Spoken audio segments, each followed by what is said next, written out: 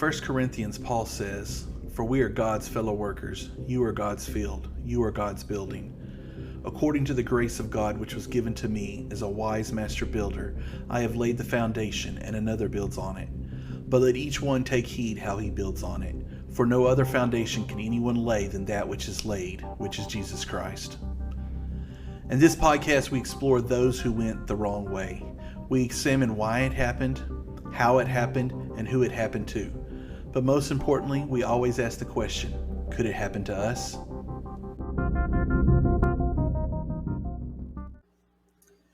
Oh, welcome back to Faith, Frauds, and Falsehoods. We're a podcast vlog group dedicated to researching the intersection of religious belief, specifically with cults and Christianity, right? And where things land. And this week, right, this month, right, this whole, I don't know, however many weeks it is. Is it 4 weeks that we're doing this, Matt? Something we're like talking that. About, however much talking we want to do. Right, about Charles Manson and the Manson family. As Christians, it can be difficult for us to understand how someone like Manson can claim to have this connection, even more than a connection. He claimed to be Jesus, and yet encourage and orchestrate the violent, heinous acts that he did. Right? It's not the Jesus I know. It's not the Jesus that I know either. But it's important that we look at these things as Christians and find out exactly where that line should have been drawn, right? And tonight, or I guess today, I don't know what time we're actually releasing this video on YouTube, but we're looking specifically at the theology of Charles Manson, which, when you mentioned that you wanted to talk about Manson, right? What was the first thing that I said? Do you remember? I don't. You weren't terribly interested, though. I wasn't, because I was like, there's not a whole lot of theological stuff there. I mean, he's a murderer. He's a psychopath. But the more that I dug, right, the more that I looked at it, I'm like, wow, right? It's not cohesive, coherent theology, right? It's definitely not systematic theology like you find in the Protestant world. But there's teachings there about the spiritual realm. There's teachings there about Jesus. There's teachings about other things that we'll get into. I mean, wrong teachings, but yes. Right, yeah, they're way out there and way wrong. But I was wrong, right? I know you probably don't hear that enough from me, but I'm surprised. I was wrong. Yeah, I did. I was just like, I don't have any interest in this, but I am glad that you pushed and said we need to talk about Manson. There is a lot to Manson. There's the story and the media hype and everything. The media hyped and made him out to be this big bad serial killer guy. Yeah. But the truth was, he was. He was. But he also made a lot of people a lot of money in ratings too. And I don't know that every story was completely true. True. But he considered himself a guru. He started out as that. There is some religion behind this. He wasn't just all about killing people. Matter of fact, he didn't even start out being about killing people. I don't think that was originally his plan. No, not originally. I think after some of the reading that I did, right, I don't think it was his plan until he was really rejected, right, for his music, for whatever other advances that he made on specific people. A lot of cult leaders, he painted himself into a corner. He did. When you're a doomsday cult person, or you're preaching all this doomsday stuff, and then doomsday don't happen the way you said, you have to figure something out. This is something's common in a lot of cults we talk about. Mm-hmm. Is they so that's something we should mention here right off. Is he was very apocalyptic, right? Very. He was calling for what the end of the world. Most of the Bible that he followed, that he studied, was Revelation. I don't know that he ever quoted anything else. No, not really. Looking at it, kind of my notes, I do. I think everything came from Revelation. I mean, when we get into, we can start out, right? A lot of his stuff came from the Bible, right? More specifically, Revelation, right? But he pulled a lot of teachings out of Scientology, right? Which we talked about kind of briefly on the history episode. He studied Scientology in prison. He studied it in prison, learned a lot about it, even went so far as to go to probably one of the Scientology, do they call them temples? Or buildings. Or the orgs. The orgs in Los Angeles, and went and asked, what is someone supposed to do when they've been cleared, right? And they gave him all these different things that a cleared person does, and he turned around and walked off because he was already doing all those things, right? So he declared himself to be clear and thus an operating Thetan, right? And we should mention that at that time in Scientology, there was no one except L. Ron Hubbard himself who was clear. Right. Yep. So they had not even finished all the OT levels themselves. Right. Yeah, he just took it upon himself because he was already doing these things, so therefore he must be clear, right? On top of that, he took a lot of, I hate to use the word theology, but he took a lot of teachings from the Beatles, the musicians, right? And turned it into theology. Some of which they like didn't a even lot. need. So let's talk about the theology of the Beatles real quick. Do you remember the theology of the Beatles? So the White Album was the big one for him. Each song was prophecy in and of itself, right? Telling him, right? It was in some of the songs. It was the Beatles crying out and saying, "We want to come live with you, Charles Manson," because the Beatles knew who he was, right? They didn't. Right, of course. Or some of the songs were like Revolution, right? Revolution, if I remember right, it's on the White Album, was all about Helter Skelter, right? The coming race war, the coming Armageddon.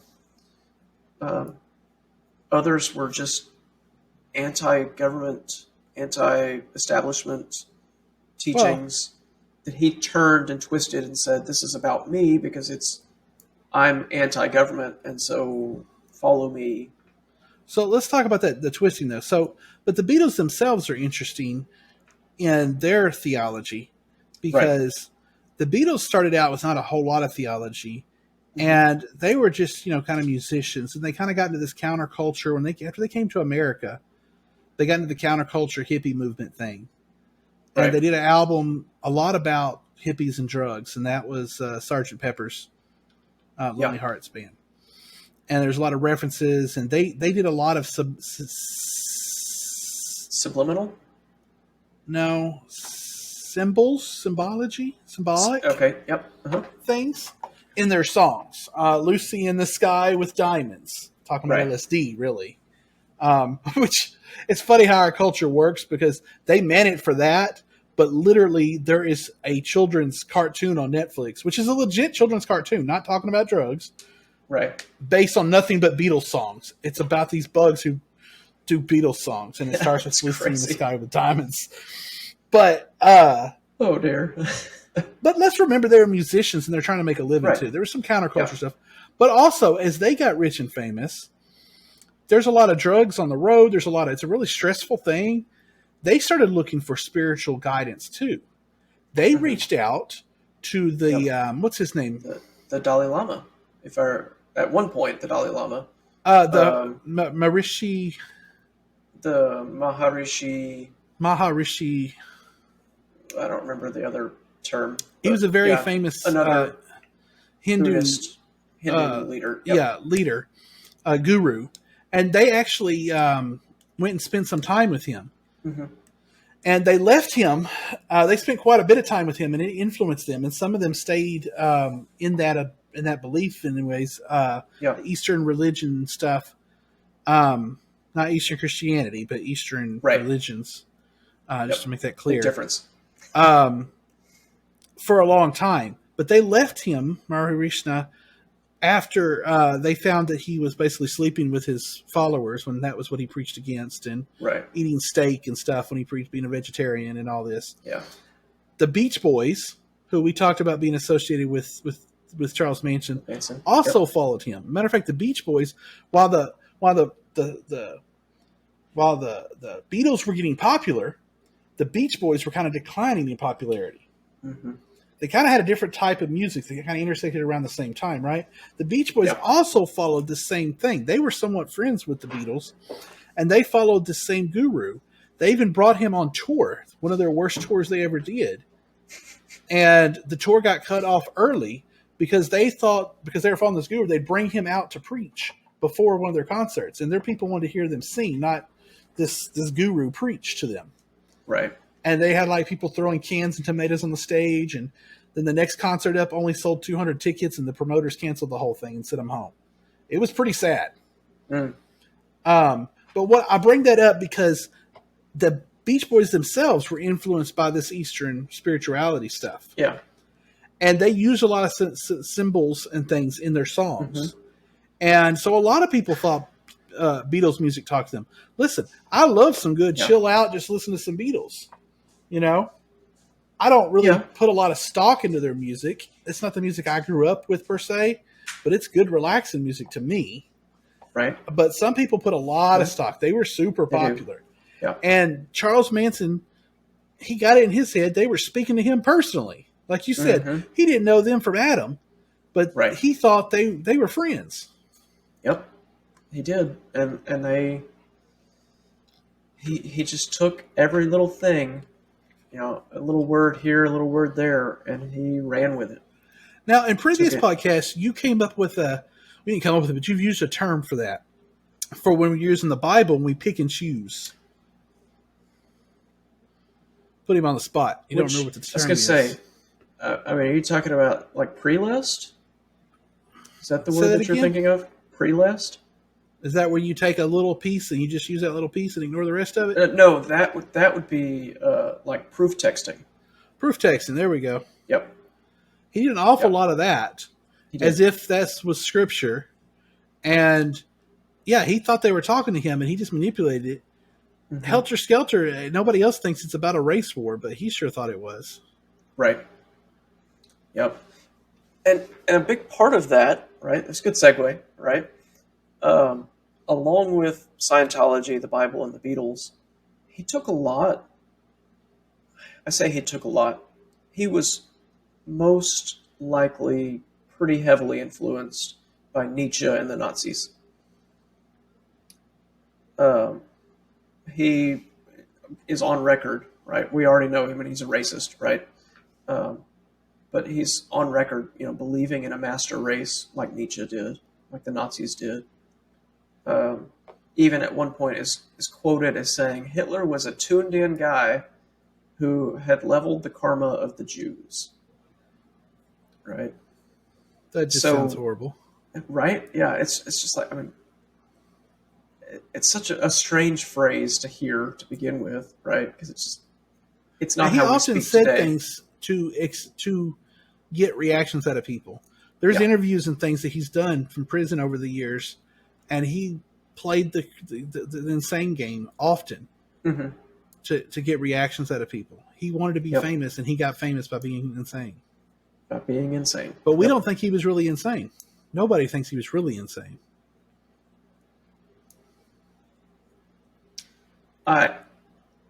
Before I started reading all of this, right? Before I started reading all of this, I would have said, no, he was just a crazy person. But given some of the things that he taught, I think you're right. I don't think he was crazy. I think it was something else. And we'll get to that. Um, I think a lot of people would agree with that too. Yep. So, as part of his taking of these things, he implied, if not outright explicitly stated, right, that he was Jesus. Which, when we get to our response episode, right, we're going to have a long conversation about people who say that they're Jesus, because Jesus talked about reincarnation, people like that. That's a problem. right? But he would claim that he was reincarnated Jesus, which would mean that at some point between ascension and this point, that Jesus was no longer the incarnate Son of God. So you get into some weird requirements to make reincarnated Jesus work. But he spent time and he talked to his followers and taught them how, as part of his teachings on love, right? He had lived 2,000 years before and died, right, for mankind. He talked about how he'd experienced death before, and that it was absolutely beautiful. Right? It was a beautiful thing. Death was a good thing for Charles Manson. I know he often said, there is no life, there is no death. He often said, I am God, I am the devil. Yep. I sent you a quote. I really wish that I had copied it here, but one of his followers, it's like 2 weeks ago that I sent it to you. We've had too many other chats since then to go back and find it. But one of his followers was talking about how Charlie, or in his case, he was calling him JC still, for Jesus Christ, death meant nothing to him, right? He could no sooner kill you as love you, right? It didn't matter to him, right? For him, there was no death. And this follower even went on to say that Charlie would rather see you die than to see you step on an ant. Right? He just had this weird ideology around death. Yeah, so they weren't allowed to kill animals. Right. Which became a problem at one time because he was trying out for a big record producer guy, and he wanted some new clothes for that, and he wanted his girls to make him some buckskin clothes. And later, when he was arrested, he was wearing those buckskin clothes later on. Yeah. And they had to get buckskin clothes, but they weren't allowed to go out and kill a buck. So that made it harder. Yeah. So at one point, he recounts a story of a previous psilocybin trip, right? So psilocybin is a hallucinogenic drug, right?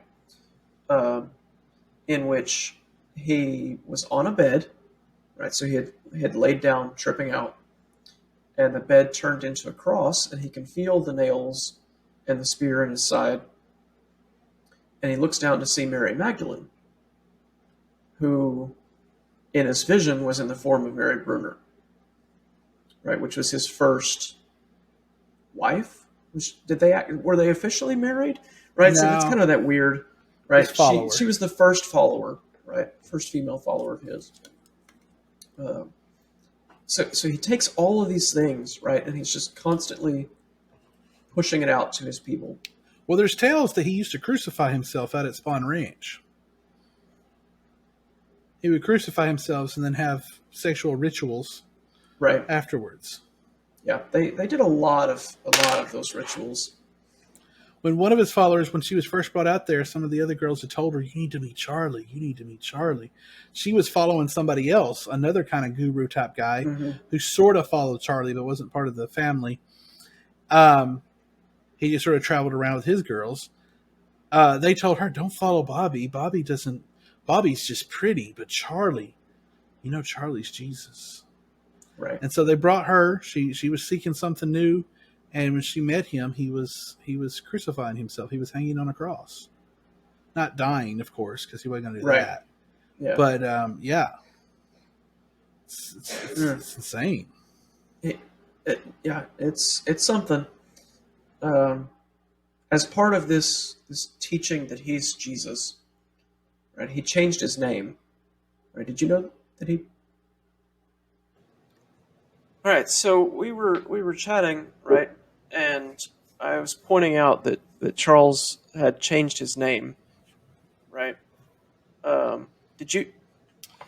Yeah, you said he changed it like legally, or A lot of things around cult leaders and you know murderers, right? Legal is not always necessarily the case, right? He may not have gone to the courthouse and filed the paperwork, paid the money to legally change his name on his social security forms, but he went from being Charles Mills Manson to Charles Willis Manson. Doesn't seem like I'm like okay, well that doesn't make much sense. Well, apparently his intention was for people to understand it as Charles Will is man's son, right? So pointing himself back to kind of that son of man theology around Christ, right? And how his well, that's interesting. The changing of names, because his followers, he right. encouraged them to change their names and to pick out new names. That was also a behavior that Jesus Yep. had in real life, and that sometimes he Yep. changed his The church still followers' does names. that. So I wonder if that was part of Yep. his related Probably. thing. It's a lot of right. So the church today still encourages people, right, to pick a patron saint, someone that they look up to, that they watch out or look to for guidance, for instruction on how do you live life, right? And even today, right, the expectation is that you don't celebrate Matt's birthday, right? You celebrate your patron saint's day, right? So everyone whose patron saint happens to be Matthew, right, celebrates on Matthew's day rather than on Matt's day, right? That How do you know I won't become a patron absolutely. saint? I would love that for you. For, You gonna submit the petition for me? well, but to do that, you probably have to die. Where's that? And I Crickets. really don't want you to die. So there's that. I mean, it's appointed a It time for is, man to but die. we'll worry about that when we get to that, right? Uh, Okay. but yeah, so the point of it being right is kind of uh, that release of the self and taking on the participation in the community. So most likely Manson was doing the same thing, right? Um, Forcing people to give up themselves, which he used a lot, right? A big thing that he did was separate people from their comfort zones, was split them out away from whatever it is that makes them happy. Even taking it so far as to prey on the things that make them most afraid, right? So if someone was scared of certain situations, he intentionally forced them into those kind of situations to make them He thought right they could get past their to get past hang-ups. it, to make them reliant on him, right? Um, Even going so far, right? One of the guys in Bugliosi's book, right, explains Manson, if he ever found out that you were scared of him, was absolutely terrifying, right? Because this guy was one of those that was scared of Manson, and at one point Manson attacked him, like physically attacked him, and choked him nearly to death as a point of I want you afraid of me. Um, and then the moment the guy finally just said, you know what, I'm done, I'm going to fight back, Manson ran scared, right? Because he no longer had the power. So he did this with several of his male followers. One famous example is with Tex Watson, who was one of the killers. So he was strangling him, and at a certain point, Tex quit fighting. And that's the only thing that would stop Manson, is if you stopped. Because Manson was always talking about giving up your ego, and he considered that giving up your ego. If he just admitted that, okay, he's going to kill me, and he just laid there, and that finally made Manson stop. Manson would also be super kind to him. He did the traditional love bombing thing, especially to his female followers, even to his male followers. He would give them things. He would call them important. He would insult them in one hand and then super encourage them and congratulate them in another. He famously made one of his followers strip naked in front of the whole group. She had some scars and some deformities. And he pointed out all of her scars and all of her deformities in front of the whole group while she stands naked in front of them. And then he praised her and told her how wonderful she was and how strong. I don't want to jump ahead too much, but are you fixing to lead to the part about biological parents? I wasn't. That wasn't. Yeah, it's not on my notes. Okay, well, let me mention that real quick. So this is part of his theology too. Is he had a big hang up about biological parents? As you know, his biological parents weren't great. His dad ran off. His mom mostly ran off. So he believed that people were corrupted by their biological parents. And that they are the ones who gave people most of their hang-ups. So as you mentioned, he tried to separate people. He demanded separation from your family. He didn't allow that. He had one follower who was 14 years old whenever he took her into the family, and her dad fought him. This was one of the famous people. Her dad put a gun to his head, and Charlie didn't care about dying, and he told him, okay, pull the trigger. And the guy didn't. Famously, the guy later came and tried to join the cult himself, and Charlie let him hang around a little bit, but never would let him fully join the cult. He let him sleep with the girls, but didn't really let him join the cult fully, because he didn't want him around the daughter because of the hang-ups. Also, something we haven't mentioned is the children. Mary had a child. Several of the girls had children. Some brought children into the cult. He believed that they all raised the children together, but he would not let the biological parents spend very, very little time with their child, because he believed any time they spent with their child was corrupting their child, even if they were part of the family. So it was a big part of his theology about pulling away from your biological parents. Conveniently, that helped him isolate his followers. We've mentioned the family a couple of times, right? It's what they called themselves, right? They were the family, and Manson would draw these people in. Oh, I didn't hit the mute button. That's right. Guess I'll edit that one. That's right. Okay. We're not audio only anymore. Since we're video, they see it anyway. I'm having to learn that myself. I was trying to fix my collar, and I'm like, well, they can see me fixing my collar, so I don't guess it matters. So the family, right, is this group, and Manson would bring people in, and they, I know when we get to the social side of things, right, we'll get into all of the hypersexuality and issues related there. But one of the guys, I think it was a guy, on record with Bugliosi's book, right, talks about how he doesn't want to talk about Manson, right, because he can feel him, right? He can feel his vibrations. And at first I was like, okay, that's 60s hippies, that's part of it, right? But then he goes on and explains, to bring these girls in, especially, this guy didn't really know all the details and didn't want to talk about it because it was super occult, super evil and dark. So a famous story is he brought this one young girl. He brought her onto the bus. He was talking to her. She thought they were groovy. They smoked a little pot together, and he sat with her. They both sat naked, cross-legged, knees touching, hands touching, face to face.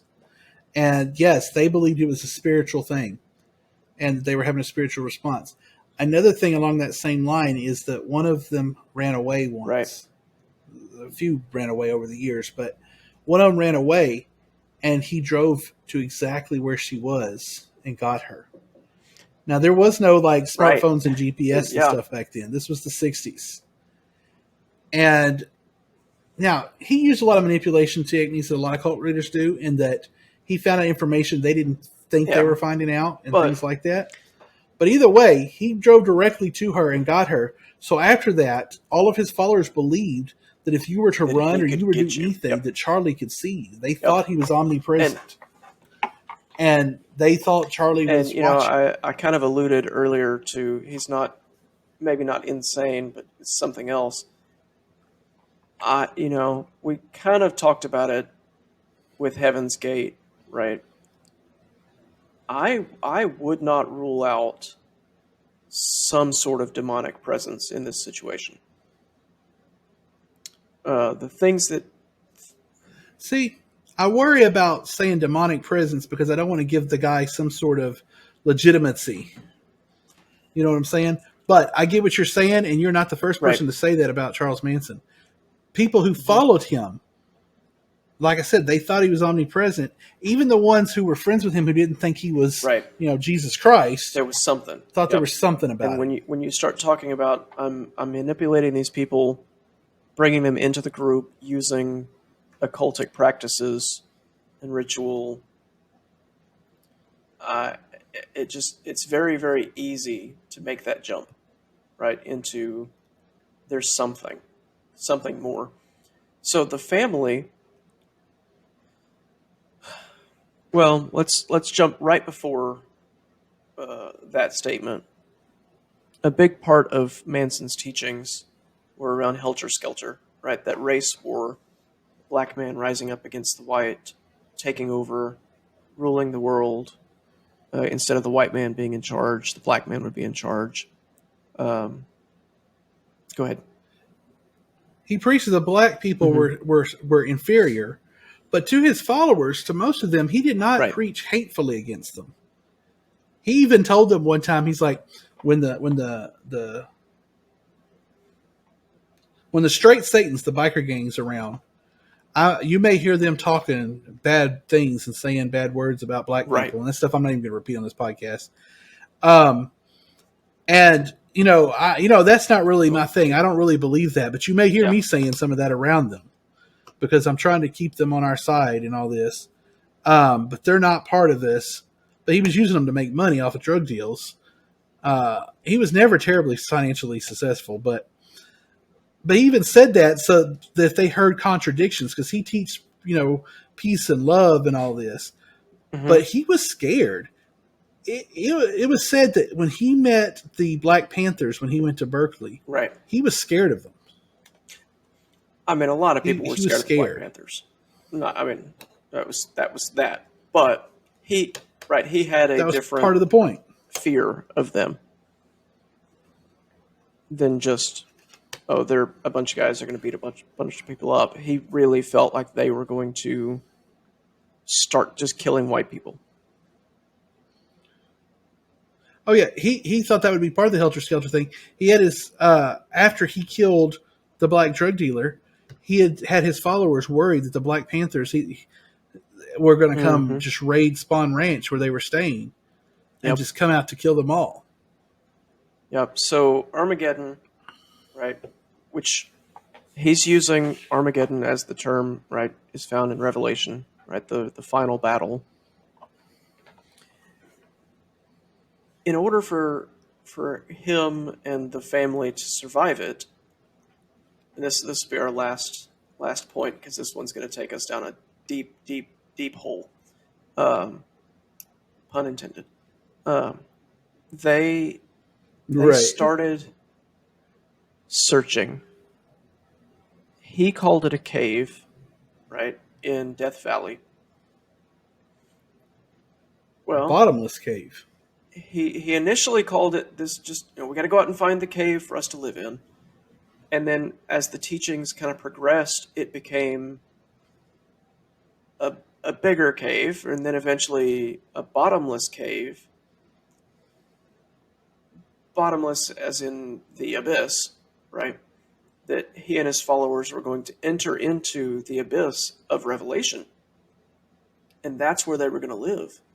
And there were already civilizations that had survived cataclysmic events in the past living there. And so they were all going to go and just live in the abyss until the end of Armageddon, in which God was going to send an angel and open it up, and they were going to all come out, and he was going to be in charge. Which, if y'all know Revelation, that's not a positive thing to be the one in charge of the abyss. After the black people took over the world Right. and failed at ruling the world. Also, this was important for his girls. He taught them that they because they liked playing games. Yeah. And so he tried to play into things being their idea, right? And one of the games they liked playing was that they would become fairies and things.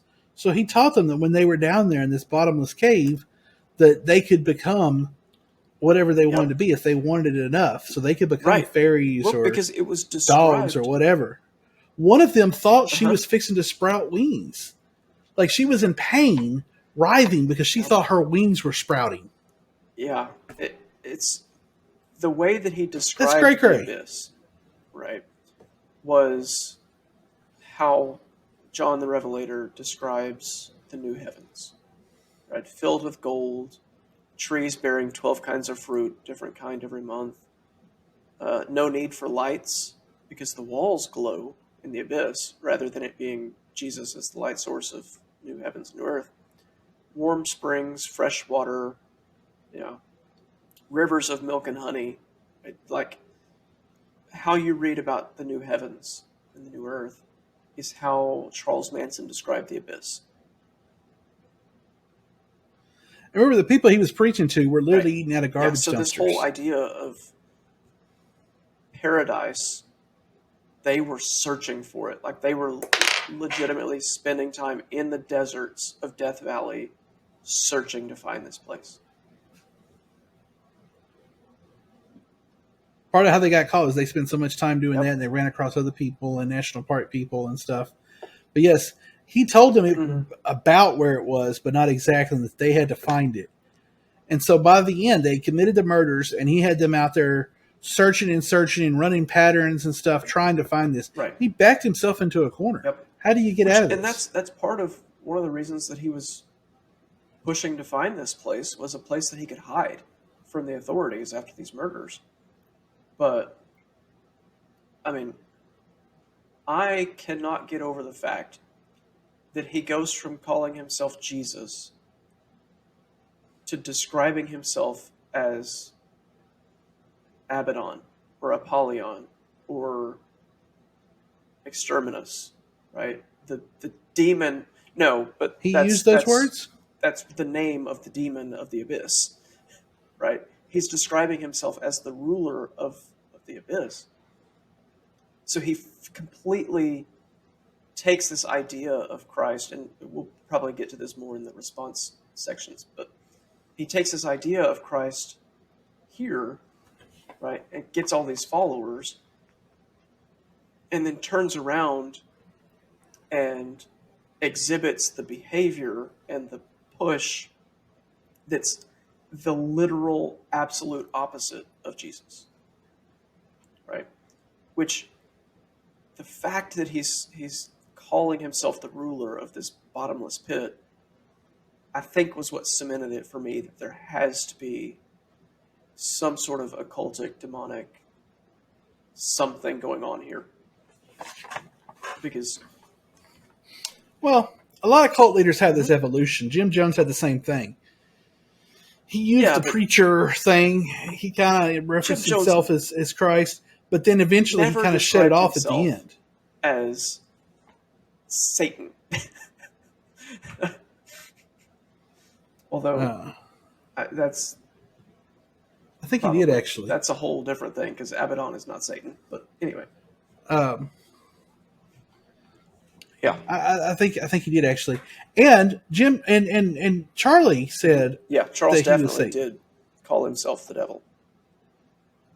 And then He also modified his message a little bit after he was in Right. prison and started doing interviews. Again, that whole insane game thing. He leaned way more heavy into that. That's when he carved a swastika into his face for the trial. He had his followers do that and cut off all their hair and things like that. He really played into that more and more. I think to be more popular. For sure. You know, he's never going to get out of prison, but as you mentioned, he had a lot of power inside jail already. And once they moved him, he had less power, but he was still wanted. Right. Like, people wanted to talk to him and hear from him. There were interviews with him 30 years later that were well watched and things. He was famous for a long time. It's 2023 now, and we're talking about him. And this happened in 1969, 70, 71, you know? I mean, and we're talking about him now. You know, it's just, it's we make these returns back to dark times, and I think it's a good thing. Well, you know, he pieced his theology together, but it all points back towards himself. And I think that's the difference. And we'll get to that more in the response thing, but that's the difference is theology that points towards yourself versus points outward. Points towards Christ. Or points, you know, Jesus said, I am the way, the life. And he wasn't following that at all. He was pointing back towards himself. Yep. Well, Matt, I think there's a whole lot more that we could dig into on theology, but our goal is like 30-minute episodes. So we're at that point. So unless you have anything else to say, I think we should call it here. Excellent. Yeah, let's call it here. So we will come back and talk some more Charlie Manson next week.